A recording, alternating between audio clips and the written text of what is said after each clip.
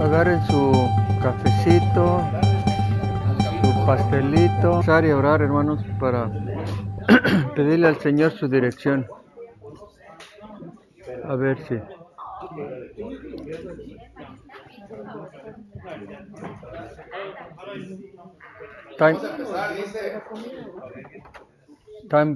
Tiempo. Así le hacen con el americano. Bien, hermanos, vamos a orar para pedirle al Señor su dirección. Padre, gracias te damos por esta noche, esta tarde. Gracias porque tú eres bueno, nos mantienes con bien y estamos listos para estudiar tu palabra, para recibir la bendición de ella, tu doctrina, todo lo que tú nos dejaste, escudriñarla y saber exactamente cuál es tu voluntad. Dirígenos en este estudio, que la dirección de tu Espíritu Santo esté siempre con cada uno de nosotros, para abrirnos la mente y el entendimiento y podamos, Señor, comprender mejor esta doctrina que tú nos has dejado. Te lo pedimos por Cristo Jesús. Amén. Antes de empezar, quiero repartirles los que no han venido del material que hemos revisado. Entonces, de que esté listo nuestro secretario. Estamos en la lección 9. Vamos a empezar por eso. ¿Alguien le hace falta la lección 9? La 9. A ver, reparte a los que le hacen falta la 9. ¿Va a haber una nueva? Sí, pero ahorita primero vamos a repartirles la... Mi querido secre. Luego también, dentro de la 9 hemos analizado como el tema de la lección 9 es ver el cuarto principio de la interpretación de la Biblia. Estamos viendo la integridad de la Biblia, el principio de la integridad de la Biblia. Cada doctrina, cada tema, aunque se observe en un libro, en una epístola, o en unos versículos, no debe tener contradicción, ni debe estar en contra de otra posición doctrinaria de la Biblia, sino tiene que haber una unidad. Y es lo que estamos viendo en temas importantes que a veces son de controversia. Hemos visto la justificación por la fe y por las obras. Los que no vinieron a esa lección, si se las puedes repartir, esta. También hemos visto el purgatorio. Toma de una vez, repárteles por favor. El purgatorio y algunos dogmas e innovaciones de la Iglesia Católica Romana que con su tiempo vamos a estar analizando, que son doctrinas que han aparecido y que están en contra de la Biblia. Mientras reparte el hermano, vamos a terminar la lección 9. Estamos en la parte segunda, en la segunda hoja, donde dice el contexto. ¿Todos lo tienen? Para las personas nuevas que se están congregando en los últimos días, yo les pido que se compren una carpeta. No son una carpeta así como esta, ¿verdad? No son caras, cuestan 30, 40 pesos, para que vayan integrando todas las hojas que uno les está dando, porque si no las pierden, las maltratan. Y, este es como un álbum de teología, lo que le estamos dando. Cada tema, cada disertación lleva un estudio por escrito. Bien, entonces vamos a ver lo que es el contexto en relación a la Biblia, lo que significa el contexto. ¿Qué quieres?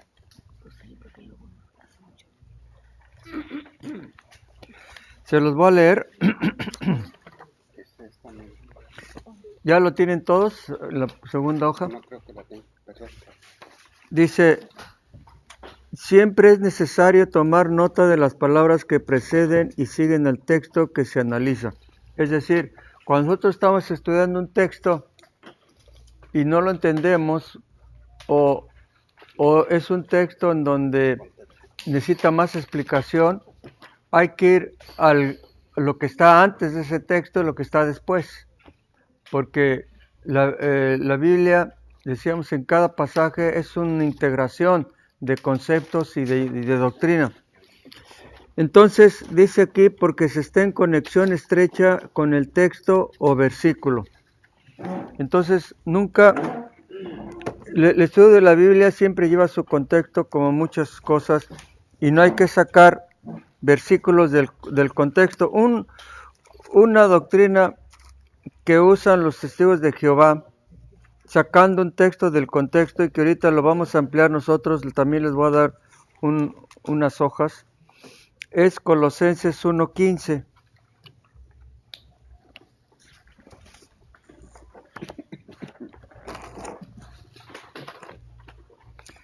Colosenses 1:15. Ahorita lo vemos eso. Ya, gracias. Y este también. ¿Cómo dice Colosenses 1:15? Él es la imagen de Dios invisible, el primogénito de toda creación. Si ustedes sacan este texto de todo el contexto de la Biblia, van a determinar que, si no ven tampoco las palabras, van a determinar que alguien que es imagen del Dios invisible fue creado, o es la primera parte o la primera porción de toda creación. Entonces aquí en este texto no sabemos, si lo sacamos del contexto, no sabemos de quién está hablando. Necesitamos ver el contexto, lo que está arriba. Ustedes sí pueden determinar de qué está hablando, de quién está hablando, cuando dice Él es de Cristo. Entonces ya encontramos una cosa, está hablando de Cristo. Entonces Cristo es la imagen del Dios invisible. Pero aquí una parte dice el primogénito de toda creación. ¿De qué se trata eso? Los testigos de Jehová dicen que Cristo es un ser creado y se basan en este texto. Entonces vamos a tener una lección ahorita, si terminamos esto, sobre lo que quiere decir primogénito en este pasaje. Y porque nos da la idea de que Jesucristo fue creado. Y entonces se pierde el concepto del Dios Trino, de la Trinidad. Entonces lo dejamos en Steinbach esto. Dice, sin embargo, el contexto puede ser inmediato o remoto, ¿verdad? Es decir, para entender bien un pasaje, a veces el contexto puede ser de otro lugar y tenemos que ir. Por ejemplo, en Juan 3, si alguien quiere leer Juan 3:14, ¿cómo dice?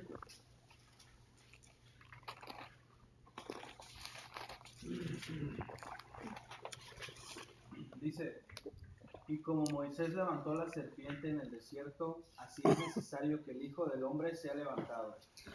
Ahora, para entender aquí la comparación que está haciendo el escritor Juan con que Cristo va a ser levantado, pues hay que entender cuál es esta serpiente y Moisés que levantó.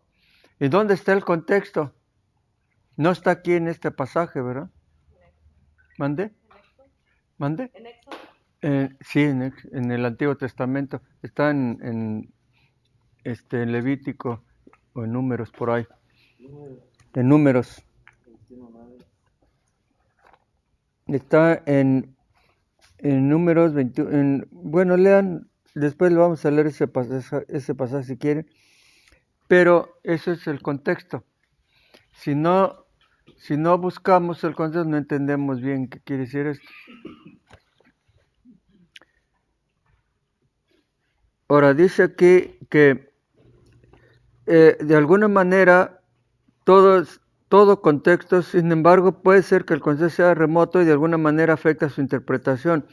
Un ateo dijo que la Biblia menciona que no hay Dios, pero cuando se le explicó que fue el necio quien dijo que no había Dios, ¿verdad? Digo, realmente él se pone en un caso de necio. Como dice el Salmo 14:1.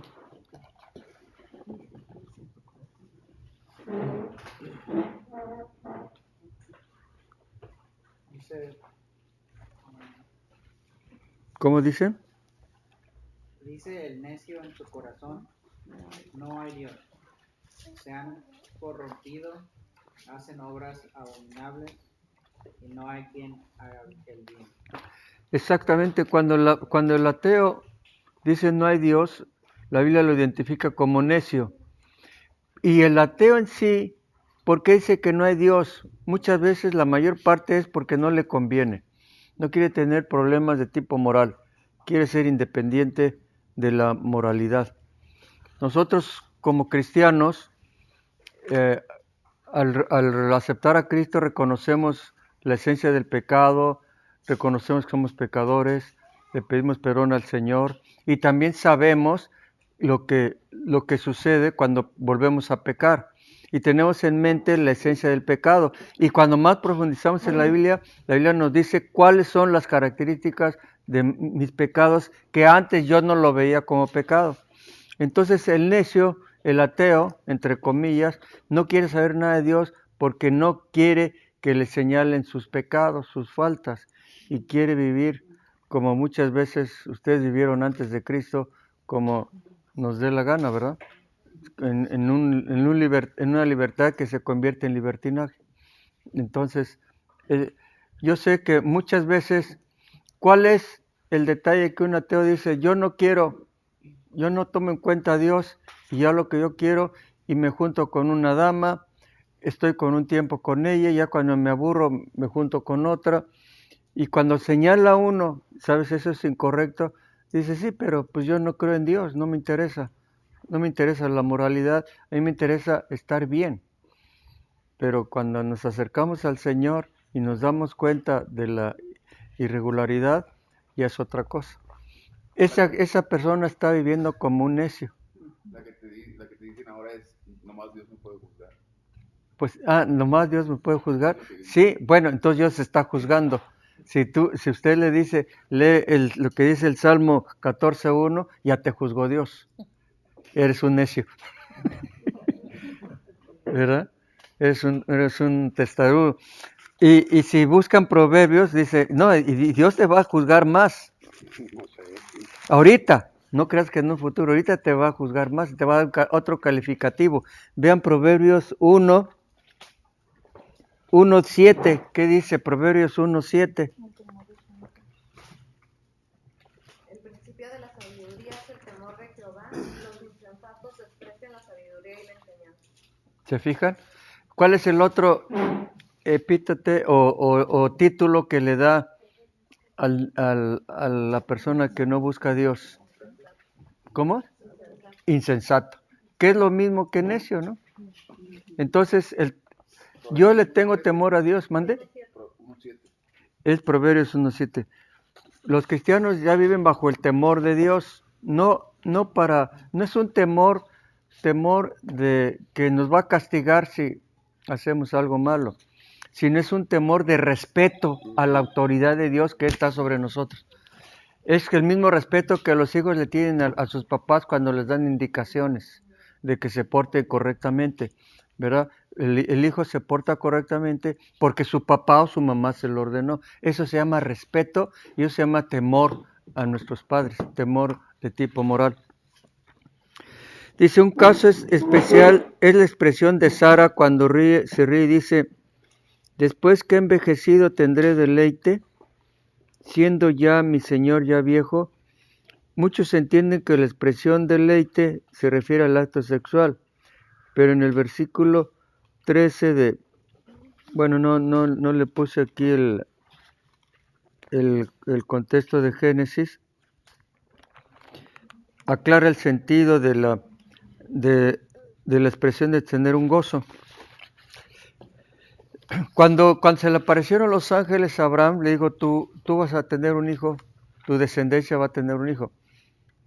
Y se lo dijo ya casi a los 90 años, y Sara tenía 9 años menos, y dice, bueno, pues ¿cómo va a tener hijo en mi vejez? Y se rió.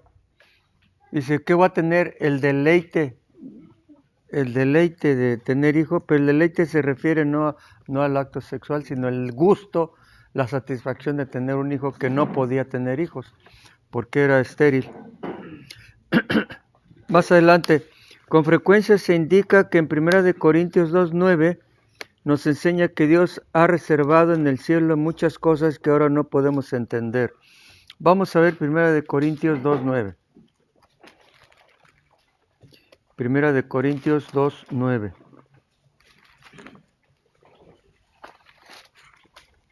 Y si alguien lo tiene, lo puede leer también, por favor. Antes bien, como está escrito, cosas que ojo no vio, ni oído yo, ni han sabido en su corazón. Ni han subido a su corazón. Son las que Dios ha preparado. Dios ha preparado para los que le aman. Ok. A veces este texto yo lo entendía y lo oí predicar de alguien, que Dios ha preparado en el cielo muchas cosas que ahora no podemos entender. Ahora, nosotros no dudamos que así será, hay muchas cosas que están preparadas en el cielo, es otra dimensión, es otra situación en la que vamos a vivir, pero no se refiere a eso. Dice, el texto cita a Isaías 64:4. Cuando dice antes bien está escrito, es la cita de Isaías 64:4. ¿Qué nos dice ahí?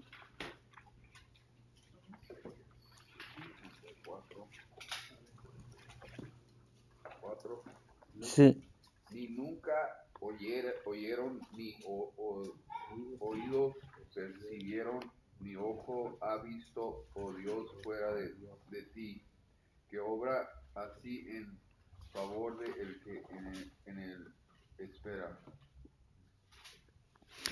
¿Por qué se sacó este texto? Si ponemos este texto de todo el contexto, no vamos a entender bien lo que está diciendo el apóstol Pablo, si se refiere a cosas que vamos a ver en un futuro o a las cosas reales. En realidad lo que está diciendo Pablo, está sacando un texto de profecía, de cosas que antes no vio el ser humano o el pueblo judío, ahora se están revelando, ahora ya se han sido reveladas, entre ellas la iglesia y la salvación por medio de Jesucristo. Entonces, todo este pasaje este texto se refiere a lo que iba a venir con Jesucristo y el Evangelio. Es una profecía que se está cumpliendo. Ahora sí se entiende. Y que miren, si nosotros vemos el contexto, entendemos el versículo 7, más arriba de 1 Corintios 2:7, dice más, hablamos sabiduría de Dios en misterio, la sabiduría oculta, la cual Dios predestinó antes de los siglos para nuestra gloria. Pablo está diciendo que ahorita el hablar del Evangelio, hablar de la doctrina del Evangelio, de la salvación, es sabiduría que ya estaba predestinada, es decir, ya una sabiduría que ya estaba programada para este tiempo. Más adelante dice, la que ninguno de los príncipes de este siglo conoció, porque si lo hubieran conocido nunca habrían crucificado al Señor de gloria. Ahora sí se entiende. Dice, los príncipes de este siglo, es decir, los príncipes de ese momento, es decir, los gobernantes, si hubieran conocido quién era Jesucristo el Mesías, no lo hubieran sacrificado. Entonces se cumple el versículo 9, antes como está escrito por Isaías, que cosas que no se, ojo que no vio ni oído yo, ni han sido corazón de hombre, son las que Dios ha preparado para los que le aman. Entonces esta profecía ya se cumple en este momento. Ahora, no sé si se comprende bien cómo está si se saca el texto del contexto, se piensa que es para el futuro, pero más bien es algo revelado, ya hecho, y que se nos revela a nosotros. Este es tomar el contexto de un pasaje. Vamos a ver otro más adelante. En ocasiones el contexto de un versículo afecta mucho la teología y doctrina de grupos eclesiásticos. En Hebreos 7:12, ¿qué nos dice Hebreos 7:12?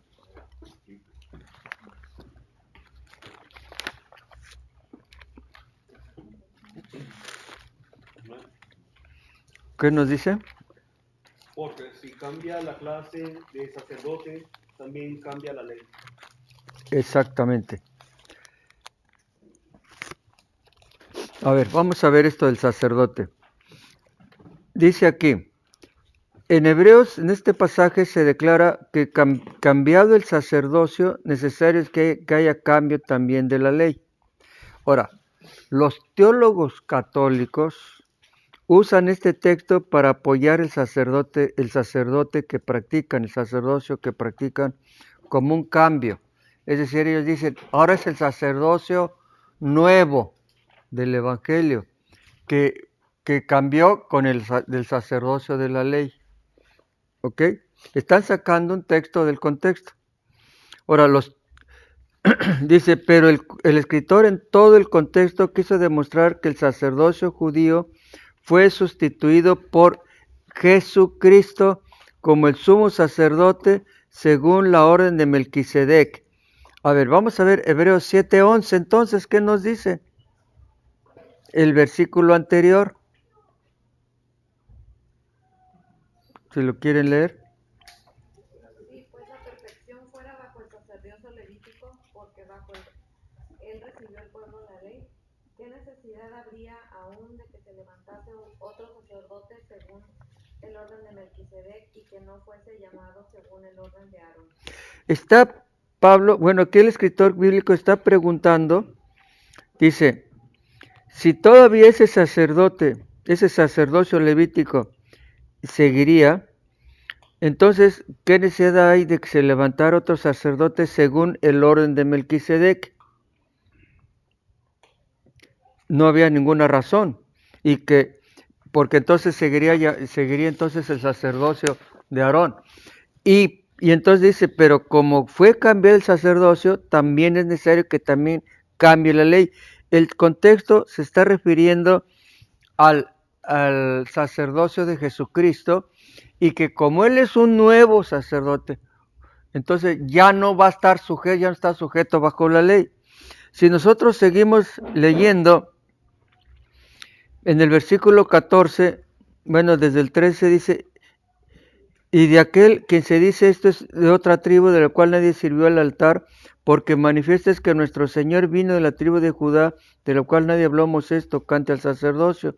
Y esto es aún más manifiesto si a semejanza de Melquisedec se levanta un sacerdote distinto. Todo este pasaje está haciendo comparación que el sacerdocio de Aarón, el sacerdocio antiguo bajo la ley, no era perfecto, y que ahora el sacerdocio que era bajo la imagen de Melquisedec, que es Jesucristo, es perfecto y es eterno. Entonces no hay ningún apoyo para el esquema de sacerdocio que llevan pues ahora los sacerdotes católicos romanos. Más bien es un invento, una forma de ser. Y lo curioso es que muchas veces hay mucho formato en el sacerdocio católico romano, en su vestidura, en su formato, que quieren simular o imitar al sacerdote de la antigüedad, al sacerdote judío, y en realidad no tiene caso, ¿no? ¿Sí se comprende bien? Ahora, ustedes pueden leer todo el pasaje. Miren, vean el último versículo, el versículo 21 y 22. Ahí está terminando todo este contexto. ¿Qué nos dice?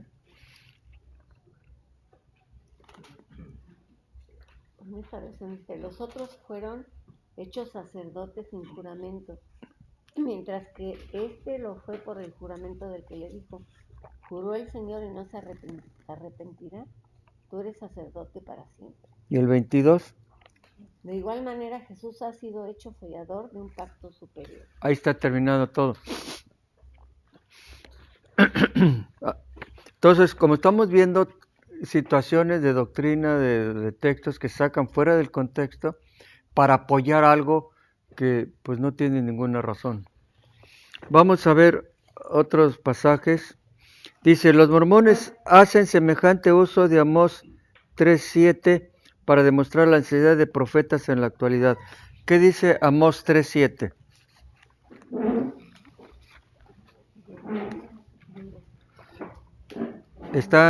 Son de los profetas menores, ¿verdad? Daniel, Oseas, Joel, Amós, para que se guíen.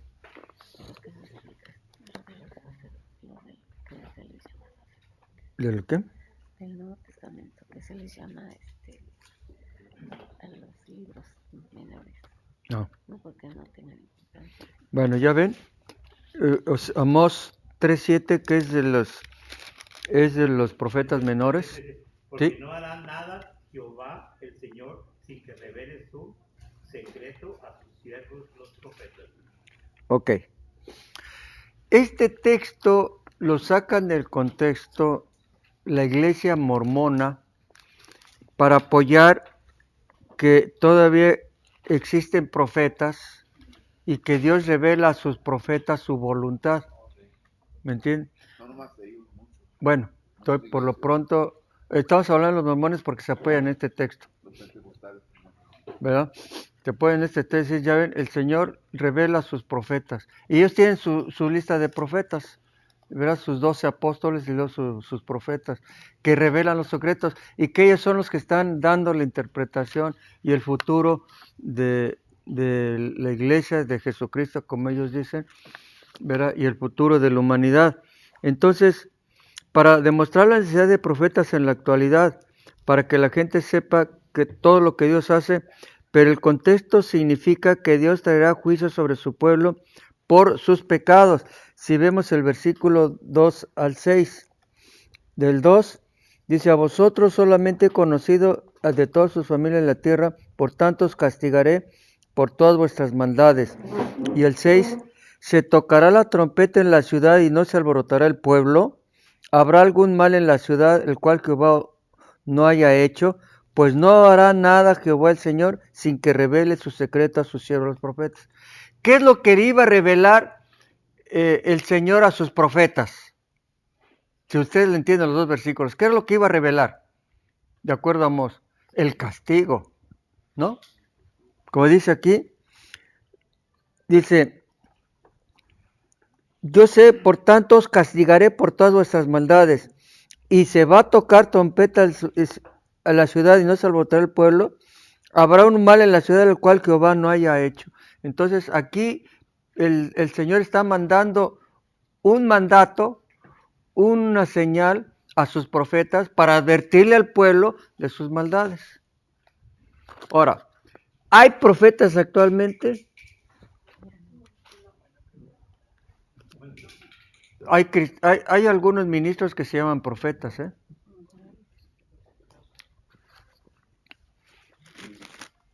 Eso ya lo vimos, ¿no, doctor? Sí, ya lo vimos, pero vamos a mencionarlo.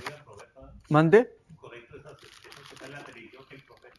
¿Verdad? Que se dice, yo soy el profeta Juan Martínez, por decir algo, ¿no?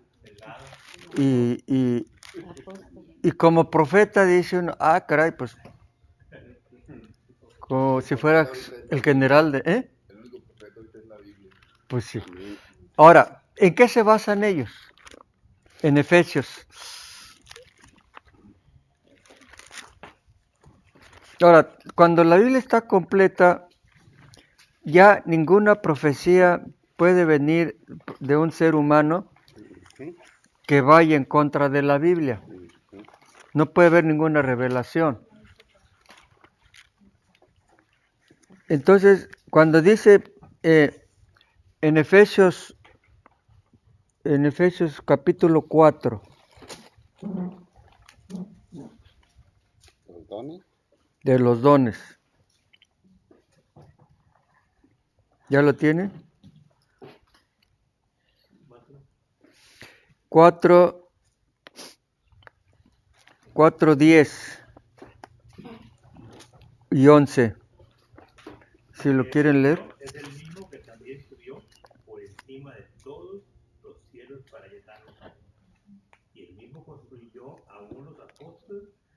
profetas y a otros evangelistas y a otros pastores y maestros. Aquí, dentro de la interpretación bíblica, vimos Sí, ¿ya leyó el 11 también? Sí. Sí. Aquí vemos, hay que ver en la interpretación el principio gramatical. Cuando está diciendo, y él mismo constituyó, ¿en qué verbo está? Pasado. Pasado. Ya lo hizo. Constituyó a unos apóstoles, a otros profetas, a otros evangelistas, a otros pastores y a otros maestros. Ya. Ahora, quiere decir que ya todos estos ya fueron, desde que empezó la iglesia, todos hechos ya fueron realizados. Ahora, de todos estos, ¿cuáles son realmente los ministros que tienen el don especial de dirigir una iglesia, que está revelado en el Nuevo Testamento y que tiene características? Está hablando aquí del pasado. Ya hubo profetas, a unos constituyó apóstoles, ya hubo apóstoles. Ahora, ¿necesitamos más apóstoles? Ya no. ¿O para qué queremos apóstoles? ¿O quién le va a dar el título de apóstol a alguien? ¿Cómo se va a identificar? Hay requisitos en la Biblia para decir, este hermano que salió de un seminario, que es un ministro del Evangelio, ¿le vamos a dar el título de apóstol? No, ¿verdad? No hay. La Biblia no da requisitos. Ahora, este hermano que salió de un seminario, de un instituto bíblico, erudito, ¿le vamos a dar el título de profeta? No, no hay características. Entonces, ya el Señor ya los puso. ¿Cuáles fueron los apóstoles, los profetas del Antiguo Testamento, donde está todo contenido, y también en el Nuevo Testamento con Pablo y con Juan, en la profecía, está la profecía, y los apóstoles, pues ya no hubo más. Ahora, el término apóstol quiere decir una persona que es enviada con una misión. Ahora, en cierta manera, cada uno de ustedes puede tener un apostolado si tiene una misión especial, un trabajo especial, un objetivo, ¿verdad? Por ejemplo, algunos dicen, esta persona es un apóstol de la medicina. ¿Y qué es un apostolado? Uno que es enviado para una misión. ¿Sí me entienden? Los apóstoles fueron preparados para una misión, para predicar el Evangelio. Ok. Algunos de ustedes dicen, bueno, el hermano tiene el ministerio y le hace como un apóstol para los niños, porque enseña a los niños. Es su don, ¿verdad? No le damos las características de un apóstol de los 12, pero tiene una misión. Si lo vemos el término genérico de apóstol, genérico que tiene una misión, un trabajo, ¿verdad? Pero en realidad se oye muy redundante, ¿verdad? El hermano tiene por ejemplo, Vince, ¿dónde está Vince? No se esconda, Vince. Él se encarga con los niños, les ayuda, tiene su trabajo, es su misión, es su apostolado. Porque tiene una misión, pero no es apóstol en sí. ¿Me entiendes? Ahora, muy diferente la palabra. Exactamente. Yo no le puedo llamar, yo soy el apóstol Asael Hachet, soy el apóstol. Ah, caray. Y pues, ¿de cuál fumó, hermano? ¿Y de cuáles características tiene? ¿Qué hizo para...? ¿Dónde adquirió el título de apóstol? Cristo me lo dio, ¿y a qué horas? ¿Y cuándo? ¿Sí me entienden? Ahora, profetas. En realidad, cuando ustedes le hablan a una persona de Cristo y le está enseñando el futuro, mira, si no aceptas a Jesucristo, la ira de Dios está sobre ti. Hay un juicio sobre los pecadores y le están exhortando a que acepte a Cristo, o le están diciendo, oye, si sigues en este camino malo, tu destino va a ser la perdición y va a ser el juicio del gran trono blanco y todo. En cierta forma están profetizando, están hablando de la profecía de la palabra. En cierta manera son profetas, todos los cristianos somos profetas cuando hablamos de la profecía de la Biblia, pero no somos profetas de inventos que nosotros hacemos, de decir, mañana se va a acabar el mundo. sí, o decir, no, esta persona mañana no va a estar. Mi Señor me dijo que a ti te va a pasar esto. No, ese tipo de...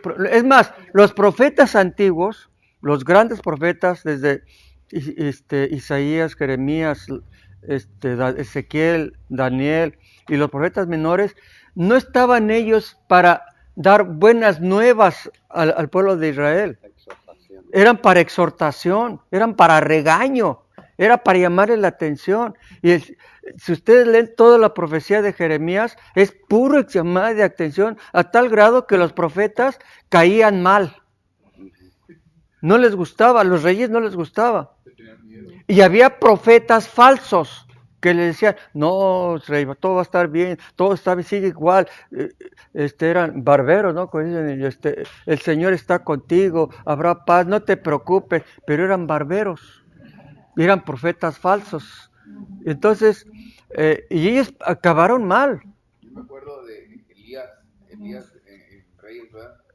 Cuando ¿quién era? Un rey tenía sus profetas también, y le estaban diciendo que todo estaba bien, que se fuera a la guerra y que iba a ganar, y Elías vino y le dijo, no, vas a perder. Ese fue, Hablando de Saúl. Cuando los profetas y no le hizo caso y hasta lo encerró, y eso me acuerdo de él. Sí, bueno, eso fue para Jeremías. Fue el que lo encerraron y lo metieron en un pozo, porque él le decía al rey que se entregaran a Nabucodonosor, al rey de Babilonia, y se enojaron contra él, le dijeron traidor y le dijeron antipatriota. De la que cuando perdió Siria, con Siria. Ese es, Elías, ¿estás hablando? Ajá, Elías. bueno, Elías batalló con los sacerdotes de los profetas de Baal. De Baal, así es.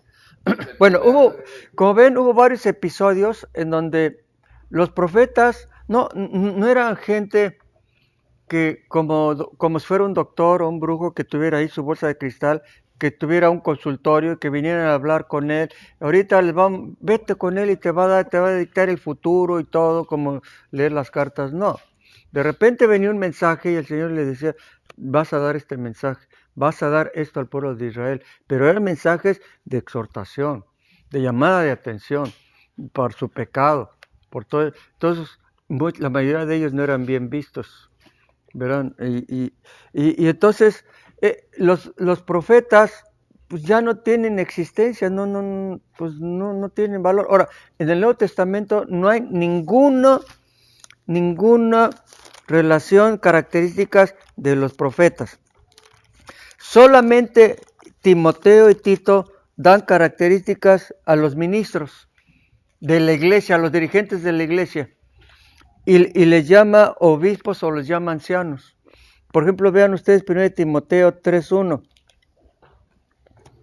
1 Timoteo 3.1 dice, palabra fiel, si alguno anhela obispado, buena obra desea. La palabra obispo quiere decir vigilante sobre vedor, es decir, que está cuidando algo. Y entonces aquí da una serie de características de los obispos.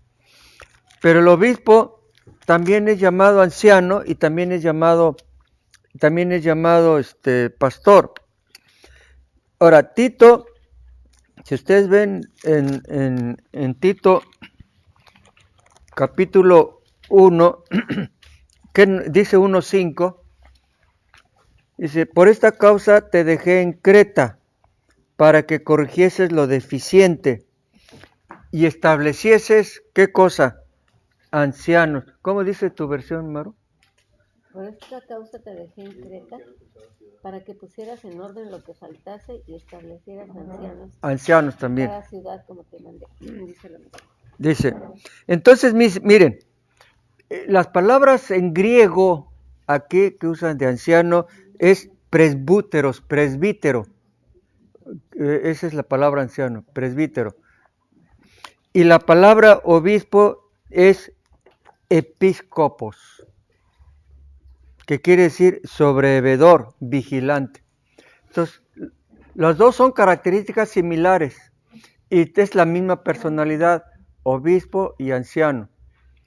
Pero también en Pablo, en Hechos y en estas porciones también le dice a los ancianos pastores. Es decir, el título es obispo, vigilante, pero tú vas a actuar como un pastor. Anciano, tú vas a actuar como un pastor.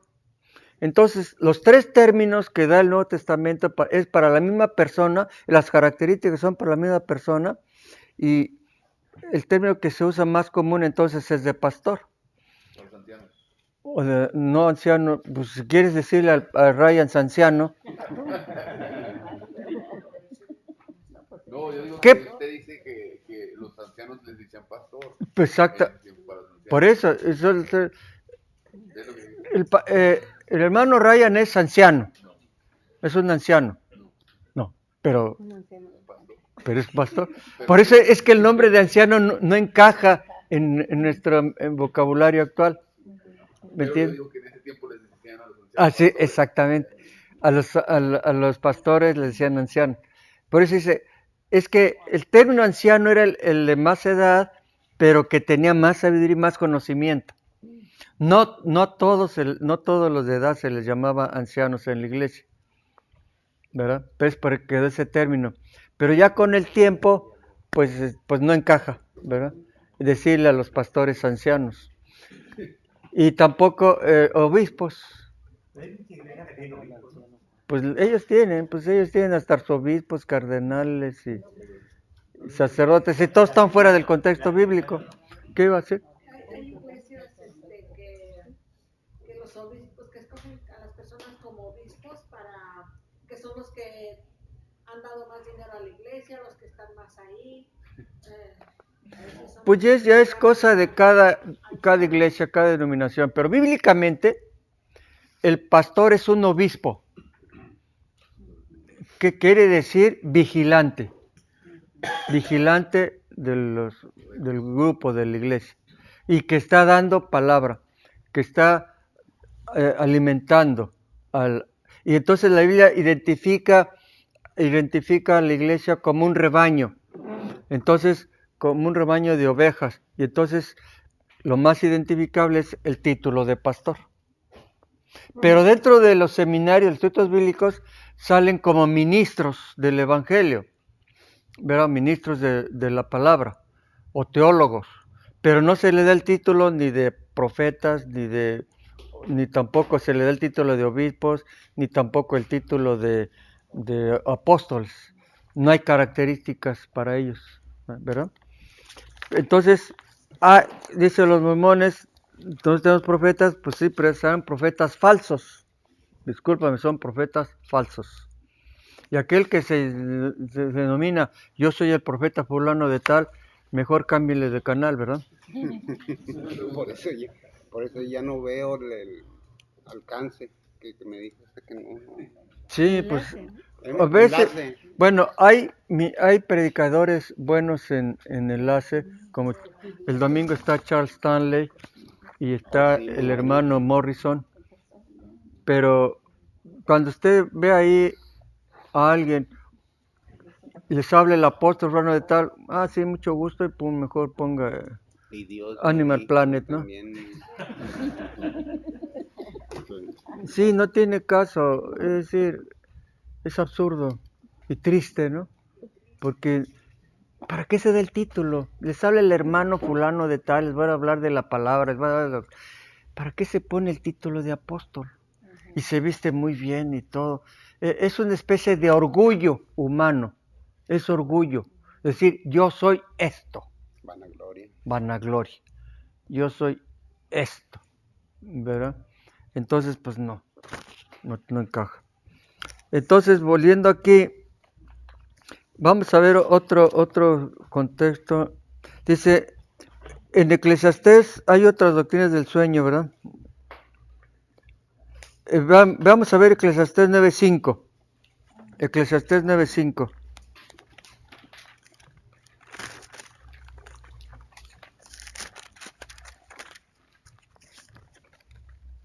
¿Qué se nos dice? Eclesiastés 9:5. Está después de Proverbios. Porque los que viven saben que han de morir, pero los muertos nada saben, ni tienen más paga, porque su memoria es puesta en olvido. Algunas personas sacan este texto del contexto para decir que hay sueño del alma y de la aniquilación de ella, y que entonces no, después la persona muere, se acaba todo. Y se olvidan lo que dice el Nuevo Testamento, ¿verdad? Los creyentes cuando mueren, ¿qué pasa con ellos? ¿Mande? Se van con el Señor, exactamente.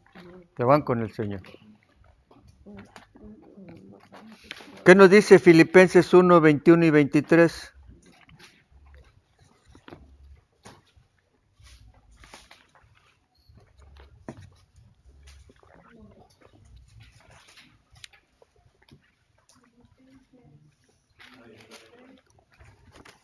Sí. Porque de ambas cosas estoy puesto en el estrecho, teniendo deseo de partir y estar con Cristo, lo cual es muchísimo mejor. 21 al 23. Porque para mí el vivir es Cristo y el morir es ganancia. Mas si el vivir en la carne resulta para mí en beneficio de la obra, no sé entonces qué escoger. Porque de ambas cosas estoy puesto en estrecho, teniendo deseo de partir y estar con Cristo, lo cual es muchísimo mejor. ¿Ya ven? El cristiano cuando muere, no muere su alma ni hay aniquilación de ella.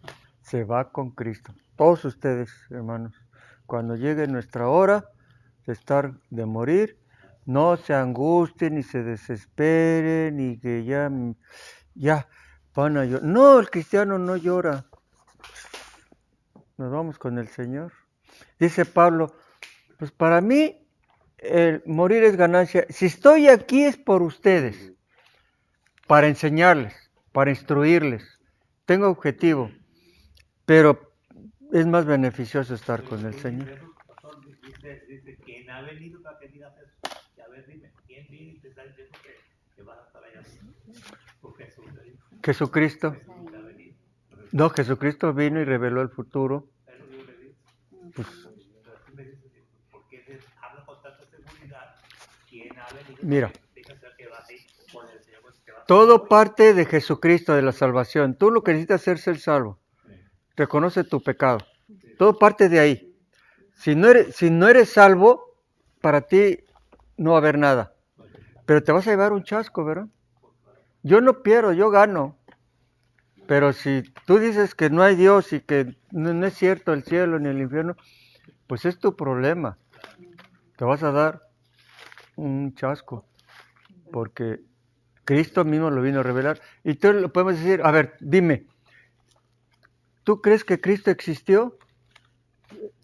Te va a decir, no, pues sí. ¿Qué piensas de él? Te va a decir cualquier cosa, ¿no?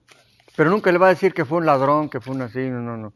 Fue un maestro. No, pues fue alguien que dio su vida y luchó por los pobres. Muy bien.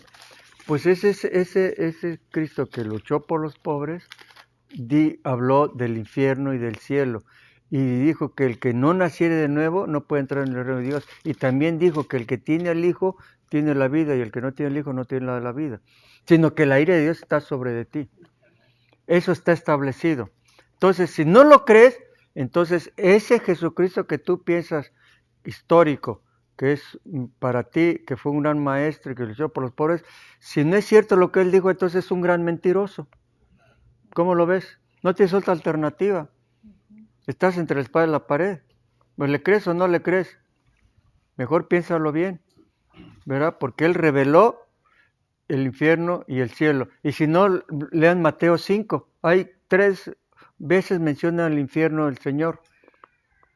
Creo que 4 veces lo menciona el infierno. El infierno lo menciona Él. Entonces, pues pónganse abusados. Así hay que contestarles, ¿no? Entonces terminamos aquí este texto. Dice, en general, los libros de la Biblia son historia, son ley, poesía, tratados, cartas, profecías. Pero todos ellos tienen un hilo de pensamiento, un argumento que demuestra su unidad interna. La Biblia es una unidad. Eso se escribió en 1500 años, ¿verdad? Fue escrita 1500 años desde el primer libro hasta el último libro de Juan, por más 40 autores diferentes, ¿verdad? 40 autores diferentes. Y los autores antiguos escribieron profecía y cosas que se iban a revelar o que se iban a cumplir en el Nuevo Testamento sin saber ellos que se tenían que cumplir. Digo, ¿qué más quieren, no?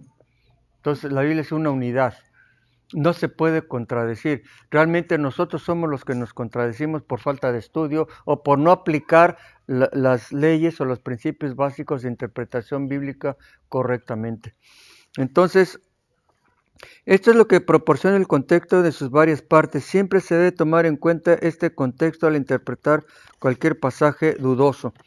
Y ya hay una frase que dice, una doctrina difícil de la Biblia, la misma Biblia la responde, la aclara. La misma Biblia la aclara. Entonces, ahora, sí, digo. Ahorita acabo de mencionar entonces que se escribió en un transcurso de 1500 años por más de 40 autores y que esos autores no sabían que estaban... No, algunos autores del Antiguo Testamento no sabían lo que iba a escribir Pedro o Pablo o el Evangelio. Sí, no los 40 son del Antiguo Testamento, sino incluyendo Antiguo y Nuevo Testamento. Pero todos pues todo es una unidad. Es lo que estamos viendo, la unidad, se fija, ¿no? Por ejemplo, mucha revelación de Dios, de su doctrina, de su personalidad. Cuando estudiamos la doctrina de Dios, mucho se revela en el Antiguo Testamento qué es Dios, cómo se manifiesta. Es más, Dios quiere que se le conozca. Entonces nos ha dado este libro para conocerlo a Él, no para inventar cosas de Él, sino para conocerlo cómo es Él, en su esencia, en su carácter, en su manera de ser, en su trabajo, cómo obra, cómo trabaja, ¿verdad? Y muchas de esas revelaciones están en el Antiguo Testamento que se complementa con el Nuevo Testamento. Y vamos a ver también cómo el Dios del Antiguo, que aparentemente se ve como un Dios cruel y duro en algunos pasajes de la Biblia, en el Nuevo Testamento es un Dios de amor, pero también se revela como Dios de amor en el Antiguo Testamento. Pero en el Nuevo también se revela como Dios de ira, como en el Viejo Testamento. Todo es una integración, ¿sí? Sí. Oye, hermano, pero también eso de que al Señor se le pone como un Dios que castiga, es porque también desde el principio no se ve que el pueblo de Israel se haya alineado. Nunca, realmente el pueblo de Israel siempre fue rebelde. No, y lo toleró mucho. Ajá. Ahí Dios manifestó mucho su misericordia y su amor. Los toleró. Ahorita Dios está tolerando. Es decir, hubo gracia con el pueblo de Israel, pero hasta cierto límite. Y claro, por eso mandaba a los profetas a que les llamara la atención, ¿verdad? Exactamente, porque era un pueblo rebelde. Hubo siempre un remanente, un grupo de fieles que seguían el camino de Dios marcado por la ley de Moisés, tenían sus sacrificios, se portaban bien, seguían a los profetas y todo. Siempre hubo remanente, pero la mayoría era un destrampe, ¿no? Ahorita, ¿cuál es el remanente? Nosotros. Somos un puñadito de fieles al Señor en su doctrina, en nuestro comportamiento con el Señor, obedeciéndole día tras día. Es un remanente, ¿verdad? De todo el mundo. Ustedes ven las iglesias paganas, las iglesias que fuera del contexto bíblico, están llenas. Por eso la Biblia dice, ancho es el camino. Eso lo dijo el Señor en Mateo, ¿verdad? Y la puerta ancha y ancho es el camino y muchos van por ahí, pero es estrecho el camino del Señor. Y el camino del Señor sí tiene sus sufrimientos, sí se batalla. La primera batalla es esta, estudiar su palabra y entenderlo a Él y seguirlo bajo sus preceptos. Ese es pues lo más estrecho de este camino. Y nos insultan y nos dicen de cosas, ¿no? Dios no viene por una iglesia, Él viene por una iglesia. Sí, exactamente, por su remanente. La iglesia verdadera del Señor es invisible, no es de una denominación en especial. Es decir, las denominaciones locales son intermediarios transmiten la palabra. Ahora, hay iglesias de doctrina sana, hay iglesias de doctrina no muy sana, hay iglesias muy mundanas, pero a nosotros nos toca juzgar. Si yo voy entendiendo más la palabra, yo me voy a unir a un grupo de doctrina sana, ¿verdad? De doctrina sana. Lo que yo no entiendo es por qué hay tanta gente tan preparada, digo, y andan no van de acuerdo a la palabra. La mayoría de las veces es por conveniencia. Es porque me conviene este grupo. Por muchas cosas. Es decir, nosotros podríamos estar en una iglesia grande con gente fuerte y relacionados con gente de poder político y todo, pero preferimos iglesias chicas, ¿verdad? Y que quieran servir al Señor con doctrina sana, ¿verdad? No hay otra. Entonces, inclusive dentro del Evangelio hay pastores, hay ministros que no son muy duros o muy eficientes en predicar la palabra y la adoran, o sea, la van dando en forma muy sutil, hermanos, esto, qué bueno, y los hacen reír y que bla, bla, bla, y los tienen contentos y de todo, pero no pueden o no quieren dar palabra dura, palabra difícil, porque a lo mejor se les va la clientela.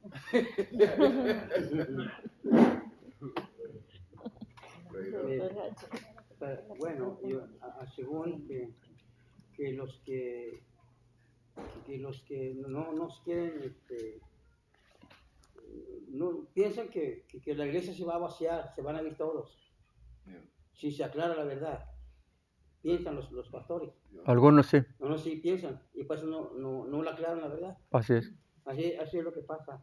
Así es lo que pasa. Por eso, hermanos, hay que decir, tu palabra es la verdad. Mire, cuando Cristo oró por sus discípulos, fíjense cómo Él estaba orando en Juan 17. Una oración muy profunda. Yo se los voy a leer. Juan 17. ¿Ya lo tienen? Bueno, fíjense el versículo 14. Aquí esta es una oración intercesoria por los apóstoles, sus siervos, y también por los que iban a conocer la palabra. El versículo 14. ¿Ya? Dice, yo les he dado tu palabra. Cristo les dio la palabra de Dios, se los dio a los apóstoles. Pero ¿qué sucede? Y el mundo los aborrece. Los aborreció. ¿Por qué? Porque no son del mundo, como tampoco yo soy del mundo. Es decir, cuando yo acepto a Cristo, me separo del mundo, de su pensamiento. Pero vean ustedes, no me voy a separar del mundo para meterme en un convento. Si yo saco este texto del contexto, me meto a un convento, como muchas veces sucedió en la Edad Media. Ya no quiero el mundo es condenado. No, el mundo lo traigo yo aquí, mi pecado lo traigo aquí en mi carne. Dice, veamos más adelante, versículo 15, pero yo te ruego, no ruego que los quites del mundo. No, sino ¿qué cosa? Que los guardes del mal. ¿Verdad? O sea que sigan en el mundo, seguimos en el mundo, pero guardados del mal. Luego, más adelante, el versículo 16, no son del mundo, como tampoco yo soy del mundo. Ah, pero ven el 17, hermanos. Santifícalos en tu verdad, tu palabra es verdad. ¿Qué quiere decir santifícalos de tu verdad? ¿Qué quiere decir eso? Esa palabra profunda de aquí, ¿qué quiere decir? ¿Qué entienden ustedes? Apartado. Eso. ¿Qué quiere decir la palabra santo? Apartarse. Santidad es apartamiento, es separarse. Entonces, apártalos, sepáralos. ¿Por qué? Por medio de la verdad. ¿Qué estamos aprendiendo nosotros? La verdad de la Biblia. No la verdad disfrazada, no medias verdades, no verdades chapuceras, ¿no? No. Y si no se entiende, pues aquí lo haremos entender. Pablo mismo, no me acuerdo el del texto, dijo, ahorita se los busco, yo no hemos estado aquí para adulterar la escritura. Déjenme buscar el texto.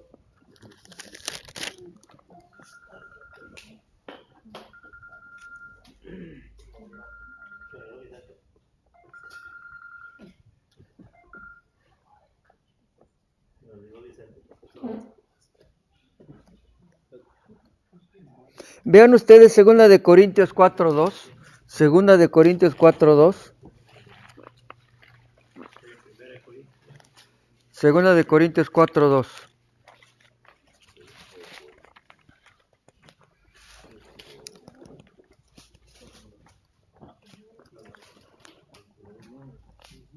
Lean desde el versículo 1, o si quieren yo se los leo. 2 de Corintios 4:1.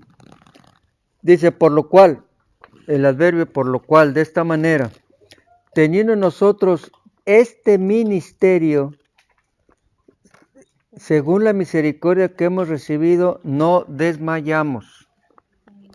Antes bien, renunciamos al oculto y vergonzoso, que dice Pablo, no andando con astucia, ni adulterando la palabra de Dios.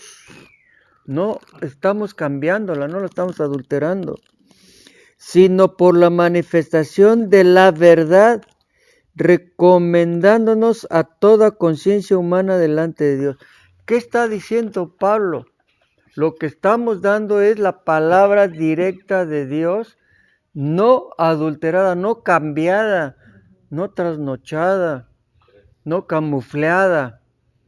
Es tal cual es. Y el que la quiera recibir, pues la recibe bien. Y el que no, pues es su problema.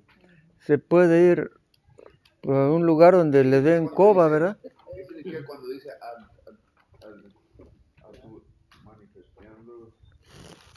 adulterando la palabra de Dios? ¿Qué quiere decir? Adulterando la palabra de Dios. No falseándola como si fuera una esposa no correcta, ¿verdad? Es decir, la esposa correcta pues es la esposa, es un amante. Entonces es lo incorrecto. ¿Cómo dice tu versión? Ay. ¿Te agarré en movida? ¿Cuál es? 2 de Corintios 4:2, no se me distraiga, señora. 4:2. Pero rechazamos los tapujos de vergüenza. Así dice. 4:2. No procediendo con astucia ni adulterando la La palabra de adulteranta Dios. también. En inglés, ¿cómo dirá? ¿Quién tiene Biblia en inglés? La palabra adulterar, ¿qué palabra usaron? Más bien hemos renunciado a todo lo vergonzoso que se hace a escondidas. No actuamos con engaño ni torcemos la palabra de Dios. Ahí está más claro. No. ¿Qué es lo que hace el individuo que tiene esposa y anda con otra? Engañando. Eso es adulterar, engañar. Entonces ahí está más claro en la versión internacional, no engañando ni cambiando la palabra. Abusados, hermanos, no, nosotros no podemos cambiar. Hay porciones difíciles de la palabra, que es lo que estamos estudiando. pero todo tenemos solución y no la vamos a cambiar, tal cual es. Entonces, y dice, no cambiamos, no engañamos con la palabra de Dios, sino por la manifestación de la verdad, de lo que es lo correcto, de la doctrina correcta, la recomendamos a toda conciencia humana delante de Dios. Es lo que está diciendo Pablo. Yo les expongo la palabra tal cual es, no adulterada, no engañada, una palabra tal como es para sus conciencias. Esa palabra que es toda verdad, la asimila en sus conciencias. Entonces, al asimilar en las conciencias, es la que lo vamos a poner en práctica. No vamos a poner en práctica las mentiras. Esta es la cosa, ¿verdad? Por eso el Señor dijo, santifícalos en la verdad. Y tu palabra es verdad. Ahí está sintetizado. Apártalos. Entonces el ministro que va a enseñar, pues tiene que estudiar, quemarse las pestañas y estudiar bien lo que va a decir, porque es para las conciencias de los oyentes y que van a poner en práctica. Y Dios habla en la Biblia de eso mucho, de que hay el hombre que cambie o ponga algo en la Biblia. Pues sí, en Apocalipsis, sí. Que eso te va ahí. Pues es como... Ahora, no podemos evitar los falsos maestros. Es más, está profetizado, que así como hubo en la antigüedad, dice Pedro, así como hubo en la antigüedad falsos profetas, va a haber falsos maestros. Pues no lo podemos evitar. O falsas denominaciones que se titulan como evangélicas. Pero cada uno va a responder ante Dios, ¿no? Nosotros vamos a responder ante el Señor con lo que es la palabra. Ya no nos da tiempo, hermanos, se acabó. Pero el próximo martes vamos a ver eso de Colosenses 1:15, 1:17. ¿Qué es Perdón, ¿no tiene usted hojas o no sobraron? Quizás sería mejor la pregunta para él. ¿No sobraron de las previas lecciones para unos como yo que no vine anteriormente? Sí hay. Ahorita le formamos un juego. El hermano Vincent tiene secuestrado todos los, pero no los quiere soltar. Está es mucha carne para tomar adentro, y como lo elabora, está muy detallado y hace que uno hay de ir para atrás, para frente y buscarlo y analizarlo, y te abre los ojos a la verdad. Así es. Y después una vez se trata. Sí, entonces no falten el próximo martes, hermanos, porque esta lección que vamos a empezar es muy larga y de mucho entendimiento para saber qué quiso decir Pablo ahí, el primogénito de toda creación, donde los testigos de Jehová dicen que Dios fue creado y también se ataca a la Trinidad. Ahorita que terminemos vamos a sacar las copias y le damos copias de cada una de las lecciones anteriores que hemos visto. Y si alguien más quiere copias, pues pues ustedes también, ¿verdad? Ahí tenemos juegos, que gracias a Dios tenemos copias. ¿Alguna otra pregunta o aclaración?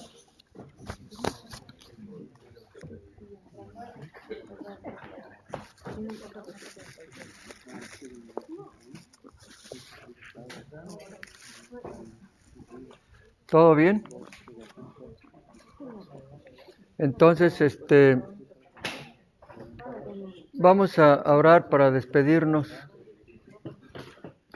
Necesitamos un voluntario, fuerzas. Un voluntario o voluntaria que nos quiera despedir con una oración, por favor.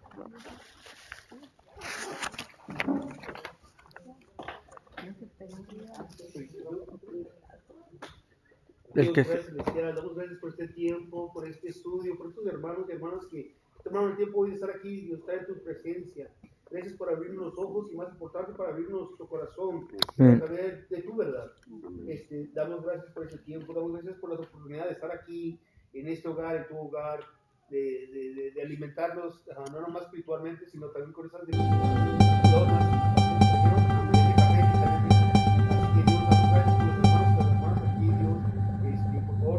guiarnos